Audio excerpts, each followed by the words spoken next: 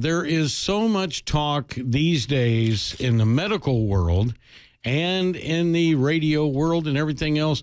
Doctor, I'm hearing more and more commercials, and I'm hearing more and more legal news on the news about this whole testosterone thing. What is going on? Well, you've got to love it because it drives two different industries all at once. It sure does. And neither one of them really adds anything to society, it would so seem. Yeah, what it boils down to is you're going to be hearing advertisements for, more testosterone clinic and more this and more that. And you have to be very, very careful with this. Okay, and the reason is that many of these quote-unquote clinics are not even owned by doctors. They're owned by investors who come in, they see an opportunity, which God bless them, they should. Then they'll hire a doc who may or may not know what's going on to follow a protocol which directs these very same patients / clients / customers into buying their testosterone products through their proprietary clinic. Now, here's where the issue is.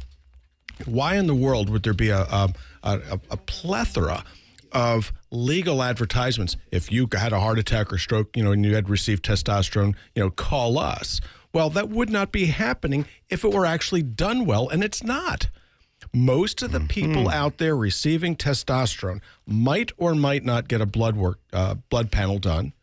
They might or might not get them done periodically, but very, very few of them do several very important things, one of which is to get estradiol levels.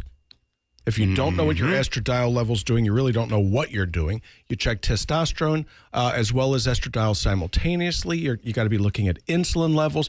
There are a whole bunch of things that you'd better be doing, or you do run the risk of having a heart attack and stroke. And something, if you think you're going to go cheap on this, you go dead on this. So the attorneys are fishing around the periphery, hoping to find sick people or people that have gotten injured on this. And it's really bad news.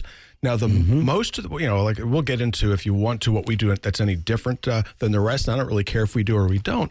But the main problem that's out there is that most of the commercial available products are dangerous. Now, what am I saying? Well, if you're receiving intramuscular testosterone, just save your nickels and dimes and save them up for the long-distance call to the attorney, because what's going to happen with intramuscular testosterone is your SHBG, sex hormone binding globulin, creeps up fairly quickly, estradiol jacks up fairly quickly, and then all of a sudden you're running into trouble, and you will look good.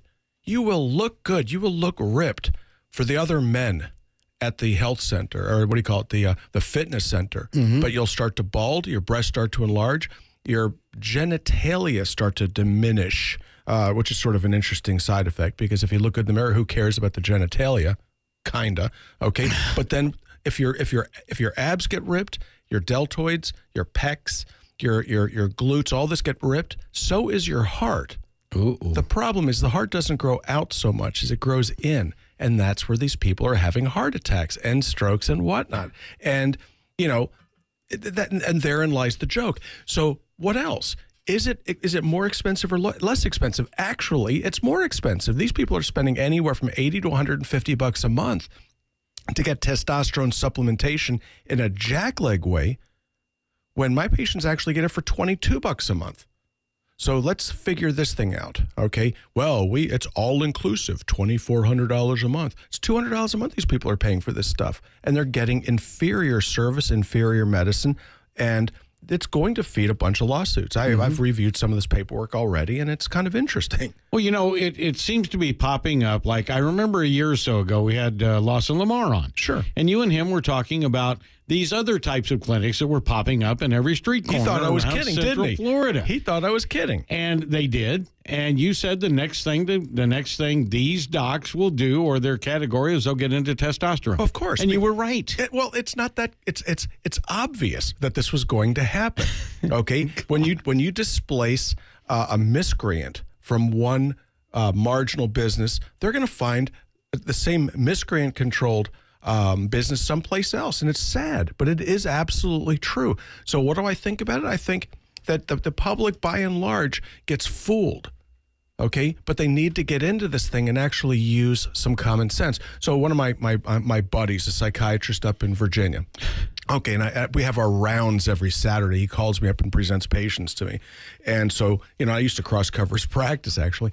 So, he called me up last Saturday. He goes, hey, Dave, panic, because he's actually married to an attorney. He goes, what's all these advertisements for testosterone? I said, Mike, do you remember back in the day? Okay, this is in the 80s. I said, when all those lawsuits came out on Prozac because people took the medication and committed suicide, I said, whatever happened to those lawsuits? Whatever happened to them? You don't hear about that anymore. They're gone. Why? Because people are using the medications a little bit more intelligently now, and you're doing something called informed consent. What you're doing with your HRT is actually very, very much uptown rather than junk, and that is what happens.